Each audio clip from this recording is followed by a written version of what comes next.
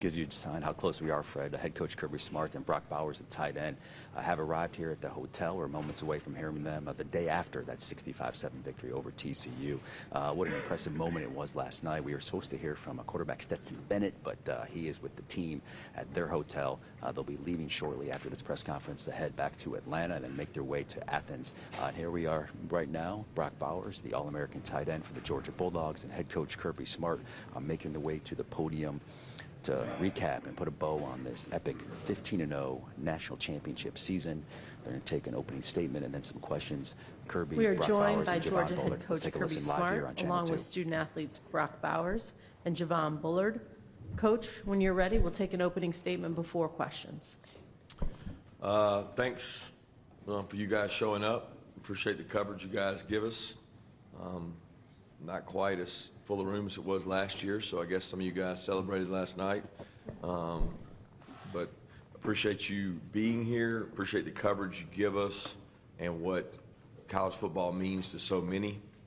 And I appreciate these two young men for what they've meant to our program, and all our fans that spent a lot of money to come out here and celebrate with us and play in a national championship, which is really hard to do. I have a great appreciation for our players, our coaches, our training staff, our support staff.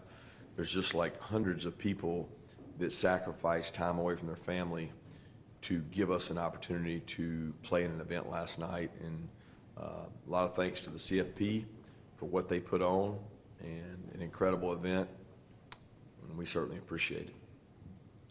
We're going to take our first question right down here, very front. Hey, Kirby, Zach Line from Channel 2 in Atlanta. First thing, Stetson was supposed to be here this morning. How's the young man feeling the day after? And two, a few days ago, you were talking about your season for next year start actually today. Are you going to put that on pause and appreciate what you guys were able to accomplish? Yeah, I mean, I am concerned about our season in next year. I'll be thinking about that the entire flight home and things we can do right now. Like what's important now, right? WIN, that's our motto. And I know people think that's like unheard of, but you actually have to. There'll be time to take off. It's just not today, because decisions are imminent. We have several players on our team who stuck it out. Like they didn't have to. They could have said, I'm going in the portal. We had several guys that said, Coach, I'd like to go in the portal. I'm going to go in the portal, but I want to win a national championship. And like, that makes me want to cry, because they did it for the team over themselves, and that makes me really proud. So, you know, that time is now for them, because the portal is a real thing. It's a vehicle to go somewhere else where you can be successful, and we had some guys make sacrifices to do that, so I think that's pretty cool. As far as Stetson, I don't know. I didn't see him, obviously. Take our next question right here on our left in the front. Dennis? Kirby, you said somewhere or another in the run-up to this game that it's human nature just to let down after winning one. You talk about that, and how do you get to 3? Yeah, I really don't want to talk about 3. I mean, that's it's human nature to relax. It's human nature to take the easy route, and I can be as guilty of that as anyone. But it wasn't this team's nature to relax. This team, this wasn't as hard a job as people made it seem, because of the people we recruited. Not because of talent, but because of what they were, like the DNA inside them. Like these dudes, this team was different. This team was just different. And every time they were backed against the wall, they came out scratching, clawing. Like, we had a bad practice, we'd have a great practice. They responded to everything. So the team's like makeup. You know, I didn't talk about this enough last night. Our team GPA was the highest we've ever had in like 15 years at Georgia. Georgia's not easy. Georgia's hard academically. So like when you have people that do well in school, they care about each other. I mean, Georgia's not getting easier academically. You have a chance at success, and these guys bought into that. So like starting to think about the next one, I do think it's going to be much tougher, and I do think we're gonna have to reinvent ourselves next year, because you can't just stay the same. And like these two guys up here, like they're coming back, and we have a lot of guys, in my opinion, that are going to come back, and it's easy to get comfortable, and comfortable does not win. Stay down here on the front row to our left. Hey, Kirby, Ralph Russo from the Associated Press, and it's a follow-up to what Dennis just asked. Because you are, trying to build something greater than a one-off championship, than just a championship team, you're trying to build a championship program. Does this season, I don't know if validate the right word, but provide a little bit more proof of concept that you're building, that your vision is really coming true? It's awesome, but I don't want their careers, I don't want their self-worth or our program self-worth to be built on just championships. I get it. That's what you define, Joe Montana on, Tom Brady on, LeBron and Kobe and Michael Jordan on the number of championships. I don't want these young men to be defined by that. I don't want my career to be defined by that, because I know tons of coaches and players out there that didn't get one that had unbelievable careers. So I never hang a hat or say, you validate. All I want to do is be the best I can be today. And I want these kids to know that they need to be the best they can each and every day so they can be successful. And if you measure success based on wins in each day, that's what I want our success to be measured on. Next question over still to our left or in the middle. Kirby, the question was all week about Darnell. What did you see from him as he was working to Monday night, trying to be able to play, and then the fact he was able to play at all, just what it said about Darnell? Yeah, I think our training staff did a phenomenal job, and they can do the greatest job in the world, but if the player doesn't want to buy into that, then it's probably not going to happen. So he was not able to practice the entire time we were in Athens. We came to LA, he ran with the team and ran decent on the first day we were here, and then he practiced. And we felt like there was going to be a good chance he was going to be able to play. There was no chance of doing any more damage. And Darnell, is a classic guy that came to Georgia with the sole purpose of having an opportunity at the NFL. He wanted to play in the NFL. And by the time he left, he was one of the toughest players we had. Missouri, his shoulder pops out, and he will not come out of the game. I mean, he made 2 probably career-defining catches against Missouri, contested catches with a shoulder that was hurt, and he wouldn't come out. LSU, he gets cut. He's 6'7", and they cut him right at his ankles and shins, nothing worse than that, and he's waving people off. I'm not coming out. Like, I'm pissed off. And to see that growth and see him care about winning the game last night, like he played last night selflessly. Not a lot of throws targeted for Darnell. It was blocking and covering people up. And that part will always hold a special place in my heart for the sacrifices he made for our team. Next question over here, slightly to our right on the aisle. Yeah, Coach Brooks Austin with Dogs Daily. I feel like I watched you guys morph week in and week out. At one point this season, you said there was 0 overlap for 4 weeks defensively. What kind of football intelligence, you talked about the GPA, what kind of football intelligence does it require to have to play at Georgia? Yeah, a lot. JB will tell you, man, we spend a lot of time. I don't know how other people do it, so I don't want to brag and say, oh, well, we do this or that. I don't know what other people do.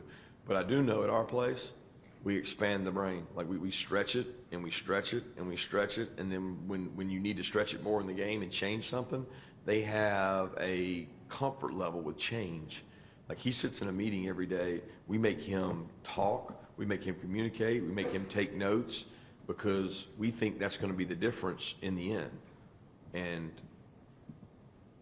it makes things easier to go from an offense that might be completely different when you're not afraid to change.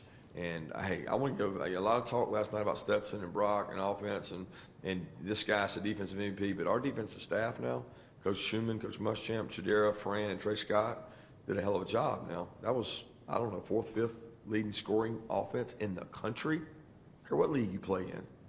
Pretty incredible.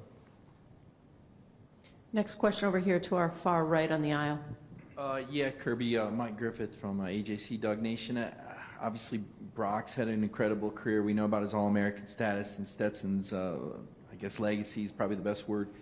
You had a couple of former three-star recruits this year in Kenny McIntosh and Ladd McConkey that, you don't see them getting all the All-American honors or the highlights. Can you talk about what those guys meant to the offense this season in terms of leading the team in yards from scrimmage?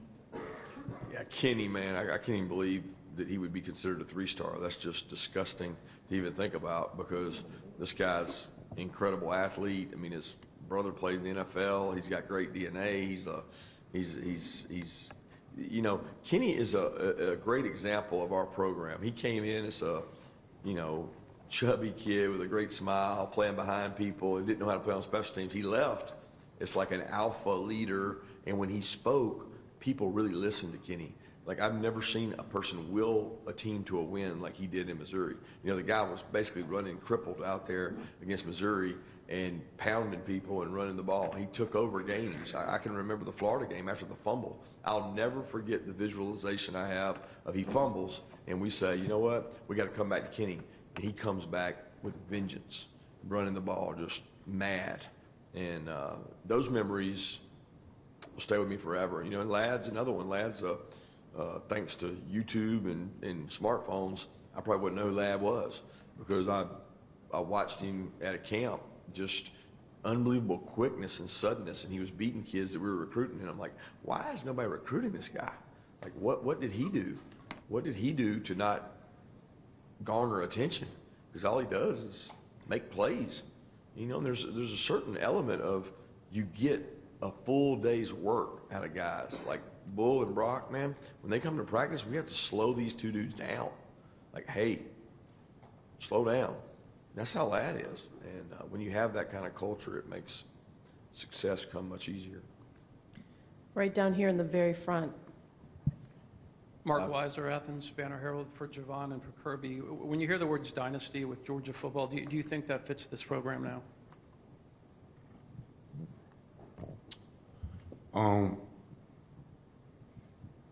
I mean, this place is special. It's special to all of us. I know it's special to Coach Smart. I know it's special to me.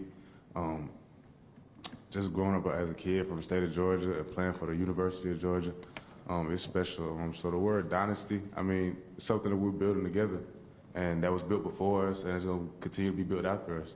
So we're just trying to leave our legacy and leave this place in good hands. What's cool is listening to the guys in the locker room. That locker room last night, it's first class, as good a facility as there is. And I mean, it's probably the newest NFL stadium for all I know. And you got Jamari in there, you got N'Kobe in there, you got DK in there, you got Sony in there. There's so many guys that played come back, and they talk about how much they miss it. And I always tell our players, the players think I'm crazy. They're like, oh, whatever, we want to get to the NFL. All you do when you get to the NFL is want to be back in that locker room. Because there's never, I don't care what locker room you got in the NFL, there's never that feeling of brotherhood, because the guy across from you is trying to take your job. And in our locker room is so different. And to be around that last night, it brings to me that we built something special, because these guys want to come back. They want to talk to the other guys. Monty Rice, I mean, this guy, he sacrificed everything for our program, and unfortunately didn't get a chance to win one. But I tell them all the time, they're part of these because they created the culture that allows us to win it now. And that's what's special. Right down here in the very front row. Chip Towers, Atlanta Journal-Constitution. For Brock, when did you find out this morning that you were going to be coming here? And for Coach Smart, you're flanked by a couple of sophomores right there. We assume they're coming back, but where are you right now with roster management, kind of knowing? Are you still actively dealing with, hey, he might go in the portal, hey, he may turn pro? Where are you with knowing what you got coming back next year? Yeah, for me, I was coming off the elevator. I saw Coach Smart, and I started walking to go eat some breakfast, and I just got a call, and they said, you're in the bullpen coming to media. I was like, okay. I mean, Stetson's not going to make it. I was like, I guess I got to go. So, yeah. Thank you. He's always wanted to be in Stetson's shoes, so now he gets an opportunity. As far as roster management, I mean, it's every day. It's continuous. I mean, we know the juniors coming out, and you mentioned about these guys. They better be coming back because they can't come out. So they better get ready to go to work, and they're going to be some of the key leaders. But we'll be dealing with it every day. I mean, we've been dealing with it and it's not like it just goes away, guys. I've been dealing with it a week before, the day of. We were dealing with it yesterday. I mean, we have 19 new guys that started classes yesterday.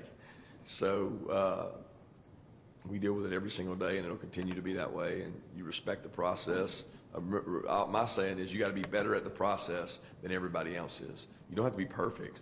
You just have to be better at it than everybody else is. So if you're willing to work at it and have conversations, you manage it the best way you can. Right here in the front on the aisle. Good morning, Jeff Sintel, Dog Nation. This is a question for the guys and then Kirby. I guess I want to know, I'm curious about the games that Georgia played that we didn't get to see. Fall camp, when Iron went against Iron, when Javon and Brock were against each other. One, I wanted to know what that was like. And two, Coach, how much is that indicative in your stage in your career where, hey, this is the type of things we do now where we know days like today are possible? Yeah, I mean, I think like during those spring scrimmages and the fall camp scrimmages, I mean, we're going against the offense, going against probably the best defense than all those guys. So that really helps us out in the long run, and I mean, it really makes games almost easier than practice. So definitely helps. As far as like that, let me add some. Offense used to whoop our butt. Like when fall camp first started, man, offense gave us the business. But like Brock said, competing with those guys, man, knowing that you're going up against some of the best guys in the country, if not the best. Like I said, it gives you a sure amount of confidence going into the season, because like you thinking that you already went against the best. So like when you compare it up to other competition, not to knock them down or nothing like that, but it's just like, okay, I went against Ladd at practice, I went against Brock. Like what better can I get from that? Yeah, I love the iron sharpens iron. I told our guys, I mean, every scrimmage we have, I said, you think you can get ready to go play teams in our league? You better get ready to play today. If you're not at your best today, you'll get embarrassed. And you're going against the best defense or offense you'll face. And they respect that. Our guys truly respect that. And those matchups, even, I go back to the Ohio State week, Tuesday practice, we're in the indoor, and they were, I mean, I was ready to call practice off. They were going at it. And it was like, Jalen Carter came to me and said, hey, can we do a bet, Coach, that we win team run over the offense, and whoever wins doesn't have to run, and the other team has to run. And I'm like, okay, sure, whatever. I mean, I'll go for a game, competition, make it a little fun. I usually don't like motivation tactics like that because it's artificial and you have to simulate it every time. Oh, I thought they were going to kill each other. You know, we had two guys tackle, we injured a back, and I'm like, guys, we're going to cancel practice if y'all keep doing this, because they were getting after it. And those are those legendary matchups. I always liken it to the Dream Team when they played, and they talk about how those two teams went at each other, and Jordan took over, and it was like that in our building. And I'm like, if cameras could see these guys go at it, you know, Cedric Van Pran takes so much pride in winning team run, and Jalen Carter takes so much pride in winning team run, that there comes a time when you got to call it off. And when you got that, you got something special. Next question on our far right in the back. Hey guys, Roger Manus with Atlanta CW. Kirby talks a lot about the selflessness and the sacrifice that you guys as teammates will do for each other. So for Brock and Javon, if you could just talk about that attitude from the player's perspective, being in that locker room. I know you both touched the ball a lot last night, but there's some games where, Brock, you just block. Things like that. So just the player's mindset of that culture of being there for each other. I know, and as far as a defense perspective, you got to just do your job.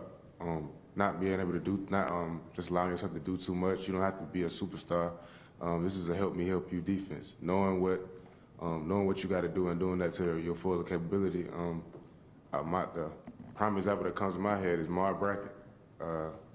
Just knowing, like, okay, I know Chris Smith filling that alley, I stay inside. Even though I think I could probably make that play, it's not my job to make that play. It's Chris's job to make that play. And it seems to be working out pretty good. So like the selflessness is the team DNA. It's I feel like it's one of our DNA traits. We got so many selfless guys in that locker room last night, and Sherman had came up to us and he gave a speech last night, and it really touched me because he was just like, even if you're not getting in the game, we still need you. He was like, we still need you. We still need your motivation on the sidelines. He was like, don't hold your head low. He was just like, we still need that motivation. We're playing at a national championship. We all get it. If one person gets a sack, the whole team gets a sack. So that selflessness is just really what this team is really made of. Yeah, I think it's what he said, just selfishness and just doing your job. Because I mean, we got so many playmakers on offense that I mean, everyone's able to touch the ball and make plays. So if it comes down to me blocking somebody from my brother behind me, then I mean, I'll just do whatever I need to do to get yards, get first downs, get touchdowns, and win the game. Take our next question right down here in the very front.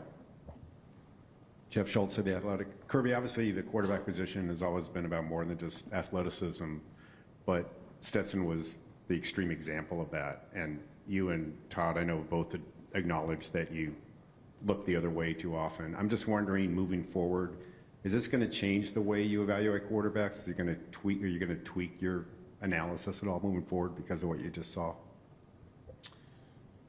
Oh, I don't know that it'll change the analysis.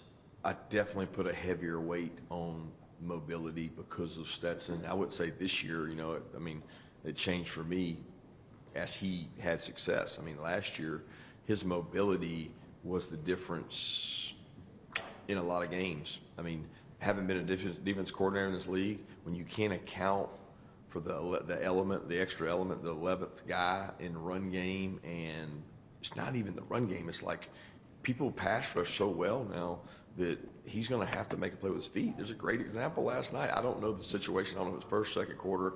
We go empty. They max blitz us. They bring 6 on 5. Everybody does it in college football. We do it, and you can't block one, right?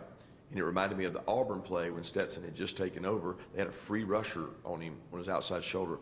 He spins out, beats the guy, and I'm like, who is that? Oh, that's number 13. That's the fast guy. That's D. Winters. He splatters people.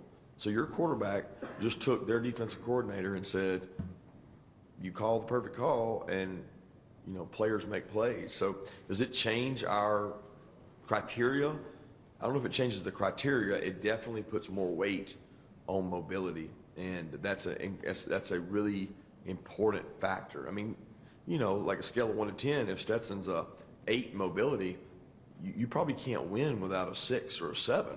Because you got to have somebody that can step out of the way and avoid things in his athleticism. But it's rare to find the athleticism, mobility, but the mental capacity to handle the volume of offense, which that's what makes Stetson unique.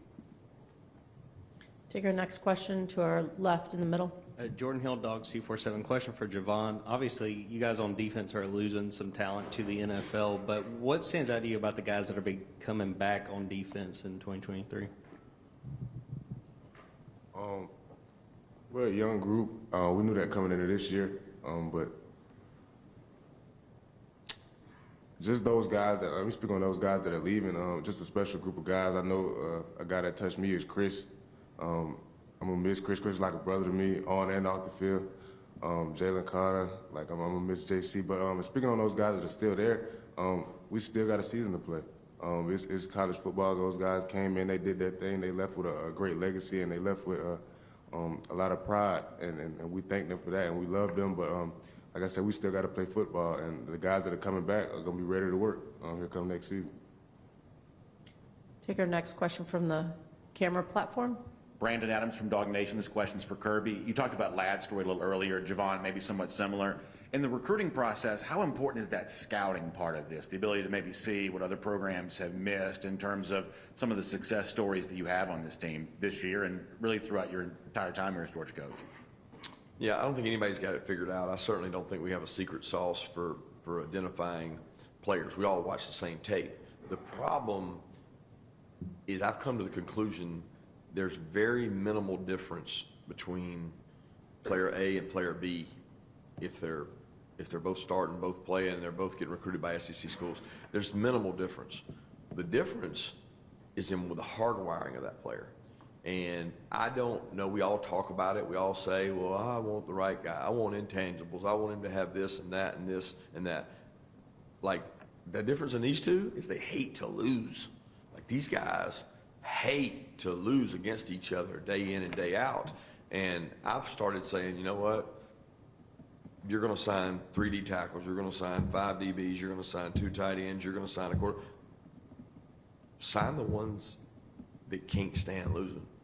And, you know, the ability part is important. It's not to be diminished, but sign the right mental makeup and get people that can develop. And how do you measure that, right? Like you can't measure that just on a phone conversation. You know, these 2 guys were Zoom babies. They Zoomed. And this guy sent in 100 videos. We've heard about his videos, but Coach Munkin Zoomed with him and his coach to sell his coach on how we could use him to make him believe that, you know what, I can be a part of an offense that hadn't used the tight end that way. And so he had to sit on a Zoom, and I'm like, if they'll sit on a Zoom during COVID, they'll probably be successful, because most people won't do that. In recruiting, kids are like, I'm not sitting on a Zoom and talking about that. Well, this guy was sending in videos out in his backyard. You know, he's got a military background. And when you got a military background, you probably got some toughness and some makeup about you that makes you the right way. And we've been fortunate to make some good decisions on kids that, you know, maybe other programs didn't value their intangibles enough. Take our next question to our slight left in the middle. Yeah, Connor Riley, Dog Nation. This is for Kirby. Nolan Smith was obviously pretty emotional last night. What makes your relationship with him unique, and what does it say about him that his voice was still just as loud when he wasn't playing for this team as it was when he was? Well, my relationship with Nolan is unique because Nolan had a commitment to Georgia that was unlike many others. Okay, he was highly touted, considered one of the best players in the country, debatable always, but he committed to Georgia at an early stage in his career, and he stayed committed. And Nolan's one of those rare guys that saw the value in being from Georgia, committing to Georgia, never wavering from Georgia, and leading the class. It reminds me of Richard LeCount, where he just said, you know what, I'm coming, that's where I'm going, and I'm going to affect others. And he never, like, veered from that. He has some of the toughest DNA qualities I've ever been around. The guy with, like, physical toughness. I mean, you can ask these guys. He never shuts up in the locker room. He's like a motor mouth, but he is people embrace and enjoy him. You know, of our captains, he was the leading vote getter, so it tells you everybody respected him, and he was not playing. Okay, and he was going to check out and go train and go work out, and I said, Nolan, it'll be the greatest mistake of your life if you leave right now and don't finish this, because people will remember how you finished. Whether we win or lose is irrelevant, but the rest of your life, you will be remembered. Were you a captain? Were you there for everybody? Did you stand by this team? Did you impact them in a way without being on the field? Because NFL teams will value someone who can impact their team when they're not playing. And I told him the Ohio State win, about 20% of that win goes to him, because he was over on that sideline, never doubting, and just kept preaching. And it's little things like that make a difference in a team.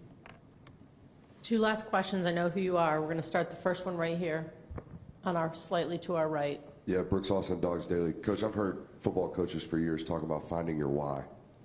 What's your why? These men. I mean, I know my why every day. I mean, it starts with my family, it starts with my wife over there and our kids, and these men, because there's not one thing I wouldn't do for these men. And I hate being in that locker room for the last time, because that team will never be together again. You know, and Coach Rick always touched me when he talked about Paul Oliver, and he talked about, you know, this is a young man that ended up losing his life because he felt like he didn't have somewhere to turn, and his career was over, and he felt like he was defined by football. And these guys play football, but that's not who they are. And I think life's a whole lot bigger, and it's a lot more important to me that I'm a good father and husband than I am a coach. And I tell my wife, I texted her last night before the game, I said, I was like, I feel like I haven't been as good a husband and father as I can be because I spend so much time doing this. And you know what? These men are why I do it. And I do it for them because I want them to be successful, and I want the University of Georgia to have impacted their life like it did mine. Last question right here, slightly to our left. Seth Emerson at The Athletic. This is for Javon and Kirby because you're both from Georgia. Sorry, Brock. Do you all have an appreciation level for Georgia being in this position, two-time defending champions, after years of people wondering whether Georgia would ever get back to this point?